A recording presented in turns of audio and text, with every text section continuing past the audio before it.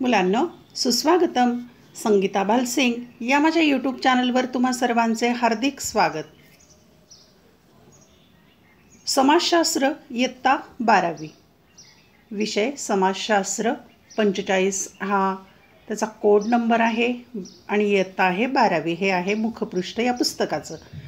यावरील आपण मूल्यमापनाचा आराखडा किंवा प्रश्नपत्रिकेचं स्वरूप कसं असेल, गुणविभागणी कशी असेल ते आपण आता पाहूया.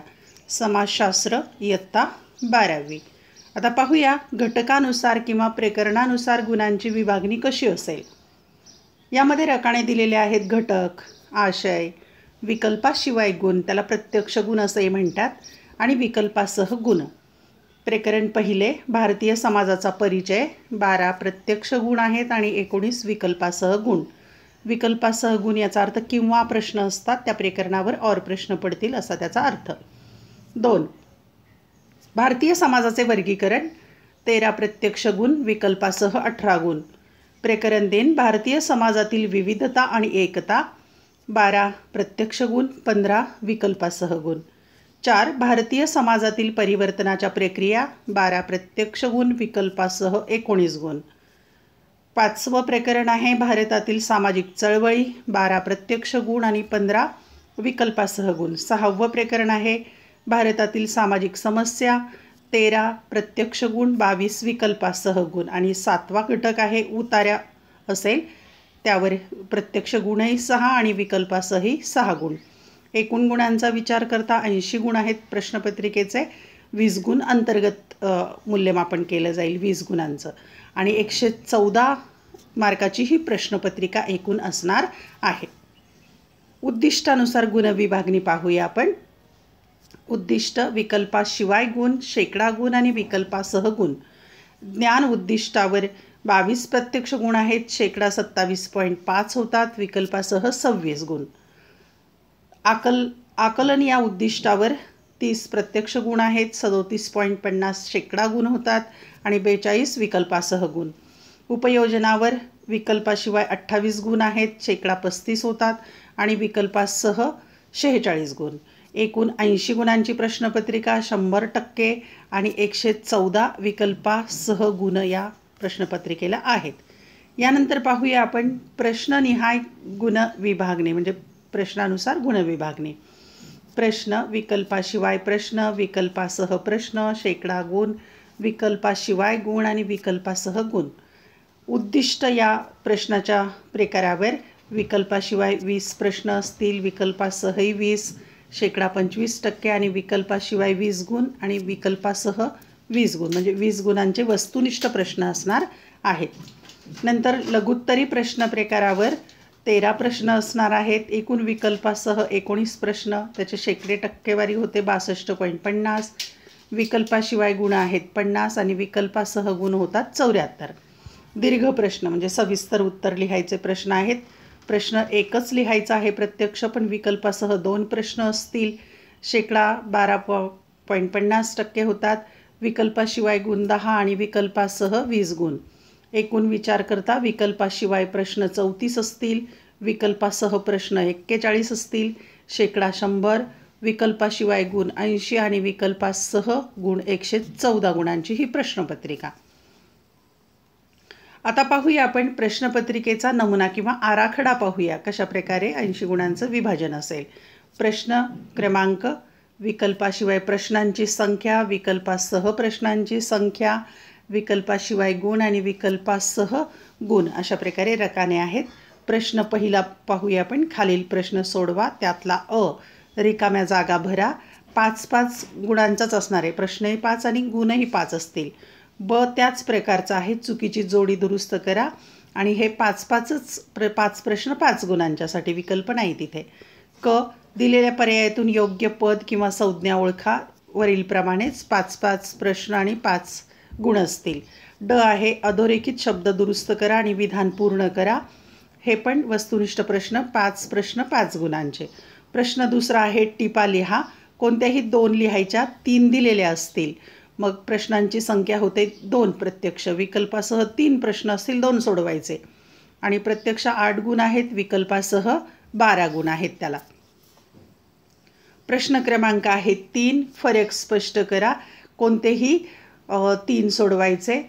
प्रत्यक्ष 3 सोडवायचे आहेत. 5 दिलेले असतील, प्रत्यक्ष गुण त्याला 12 आणि विकल्पासह 20 गुण असतील. प्रश्न चौथा आहे, खालील संकल्पनाचं उदाहरण स्पष्ट करा. कोणत्याही 2च सोडवायच्या. 2 प्रश्न सोडवायचे. 3 दिलेले असतील, प्रत्यक्ष 8 गुण आहेत आणि विकल्पासह 12 गुण आहेत. प्रश्न 5वा आहे, संकल्पना चित्र पूर्ण करा. तिथे एकच दिलेले असेल, एकच सोडवायचं आणि त्याला 4 गुण असणार आहेत. आहे, खालील विधाने सत्य की असत्य ते कारणे देऊन सांगा. 2 सोडवायचे. 3 दिलेले असतील म्हणजे प्रत्यक्ष 8 गुण आणि विकल्पासह 4 गुण. प्रश्न 6वा खालील उतारा वाचा आणि दिलेल्या प्रश्नांची उत्तरे लिहा. त्यासाठी 2 दिलेले असतील आणि 2 सोडवायचे आहेत आणि 6 विकल्पासह पण आणि प्रत्यक्ष 6 गुण आहेत त्याला. आपलं व्यक्तिगत मत नोंदवायचं आहे. कोणतंही एकच मत नोंदवायचं आहे. 2 दिलेले असतील म्हणजे प्रत्यक्ष 4 गुणांच्यासाठी आहे ते, विकल्पासह 8 गुण होतात. प्रश्न 7वा आहे, दीर्घ प्रश्न उत्तर लिहायचं आहे. कोणतंही एकच सोडवायचं आहे. एकच प्रश्न सोडवायचा. 2 दिलेले असतील, एका प्रश्नाला 10 गुण, 2 20 गुण होतात. एकूण 34 प्रत्यक्ष प्रश्न सोडवायचे. 41 विकल्पासह असतील. 80 गुणांची प्रश्नपत्रिका, विकल्पासह 114 गुणांची प्रश्नपत्रिका होते. आता पाहूया आपण प्रश्नपत्रिकेचा आराखडा सविस्तर पाहूया. त्यासाठी सूचना पहा. पहिली सूचना दिली आहे, सर्व प्रश्न सोडविणे अनिवार्य आहे म्हणजे सक्तीचं आहे, कंपल्सरी. दुसरी सूचना, उजवीकडील अंक प्रश्नाचे पूर्ण गुण दर्शवतात. 3, 4 गुणांसाठी विचारलेल्या उपप्रश्नांच्या उत्तरात किमान 4 मुद्दे अपेक्षित आहे. म्हणजे 4 गुणांचा प्रश्न असेल तर 4 मुद्दे तरी आले पाहिजेत त्यात. 4, प्रत्येक नवीन प्रश्नाची सुरुवात नवीन पानावर करावी. ही सूचना सर्वच विषयांना वापरायची आहे. वेळ असेल 3 तास आणि गुण 80. पाहूया आपण प्रश्नपत्रिका कशा प्रकारची असेल. प्रश्न पहिला खालील वस्तुनिष्ठ प्रश्न सोडवा. त्यातला आहे, खालील कंसातील योग्य पर्याय निवडून विधान पूर्ण करा. विधान पूर्ण लिहायचं आहे, फक्त उत्तरच लिहायचं नाही. त्याच्यासाठी 5 गुण आहेत आणि पहिल्या प्रश्नाला एकूण 20 गुण आहेत. त्यातल्या प्रश्नाला 5 गुण आहेत. अशा प्रकारे 5 पर्याय तुम्ही निवडायचे आहेत. यानंतर प्रश्न पहिल्यातलाच असणार आहे. चुकीची जोडी दुरुस्त करून लिहायची आहे. त्याला 5 गुण असतील. 1, 2 आणि पुढे 3, 4 आणि 5. 3, 4, 5. 5 गुणांच्यासाठी. प्रश्न 1 मध्ये 5 जोड्या आहेत. नंतर प्रश्न आहे 5 गुणांच्यासाठी. चौकटीत दिलेल्या पर्यायातून योग्य संज्ञा ओळखून दिलेल्या विधानांपुढे लिहा. अशा प्रकारे 5 संज्ञा तुम्ही लिहायच्यात विधानांच्या पुढे.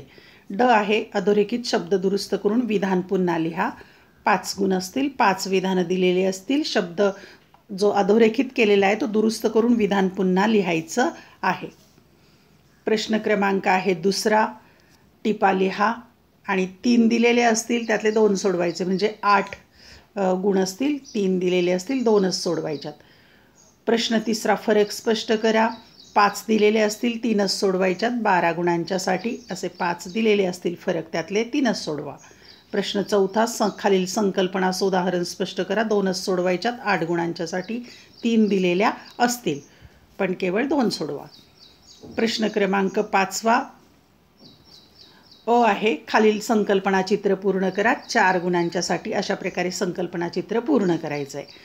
आहे, खालील विधाने सत्य की असत्य कारणे देऊन सांगा. 2 सोडवायचे. 3 दिलेले असतील, 2च सोडवा. त्याला 8 गुण आहेत. 4 गुणांच्यासाठी 1. प्रश्न क्रमांक 6 आहे, खालील उतारा वाचून त्या खालील दिलेल्या प्रश्नांची उत्तरे लिहा. 6 गुणांच्यासाठी आणि तुमच्या पाठ्यपुस्तकाच्या शेवटी उतारा दिलेला आहे. उतारे दिलेले आहेत, त्यातीलच येणार पाठ्यपुस्तकातील. 1 आणि 2 प्रश्न असतील तिथे. खाली आपले व्यक्तिगत मत नोंदवा. कोणते एकावरील. 3 दिलेले आहेत, त्यातले 2 एकच सोडवायचं आहे 4 गुणांच्यासाठी. प्रश्न 7, खालीलपैकी कोणत्याही एका प्रश्नाचे सविस्तर उत्तर 150 ते 200 शब्दात लिहा. 10 गुणांच्यासाठी दीर्घोत्तरी प्रश्न. 2 दिलेले असतील, एकच सोडवायचा आहे. आता पाहूया आपण मूल्यमापनाचं पॅटर्न, इव्हॅल्युएशन पॅटर्न कसा राहील. तर पहिली युनिट टेस्ट होणार आहे तुमची.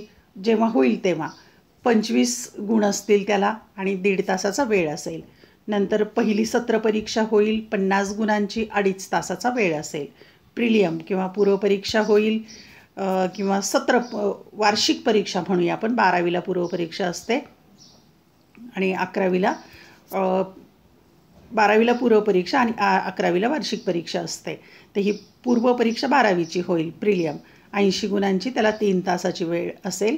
आणि यानंतर इंटरनल टेस्ट किंवा वर्कशीट असेल. अंतर्गत गुण असतील 20, त्यासाठी 1 तास वेळ निश्चित केलेला आहे. अशा प्रकारे आपण प्रश्नपत्रिकेचा नमुना आणि मूल्यमापनाचा आराखडा अभ्यासलेला आहे. धन्यवाद. व्हिडिओ लेक्चर आवडल्यास चॅनल सबस्क्राईब करा, बेल आयकॉन प्रेस करा, म्हणजे मी नवीन व्हिडिओ पोस्ट केला की त्याचं नोटिफिकेशन तुम्हाला मिळेल. मी इयत्ता 11वी आणि 12वी या दोन्ही वर्गांचे मराठी, अर्थशास्त्र, इतिहास, राज्यशास्त्र, भूगोल, सहकार, मानसशास्त्र, समाजशास्त्र आणि पर्यावरण शिक्षण या विषयांचे व्हिडिओ लेक्चर अभ्यासक्रमानुसार या चॅनलच्या प्लेलिस्टवर जाऊन पाहू शकता तुम्ही. मी पोस्ट केलेले आहेत. जे व्हिडिओ आवडतील तुमच्या विषयानुसार ते पहा. आवडलेले व्हिडिओ लाईक, कमेंट आणि शेअर करायला विसरू नका. अभ्यासासाठी शुभेच्छा.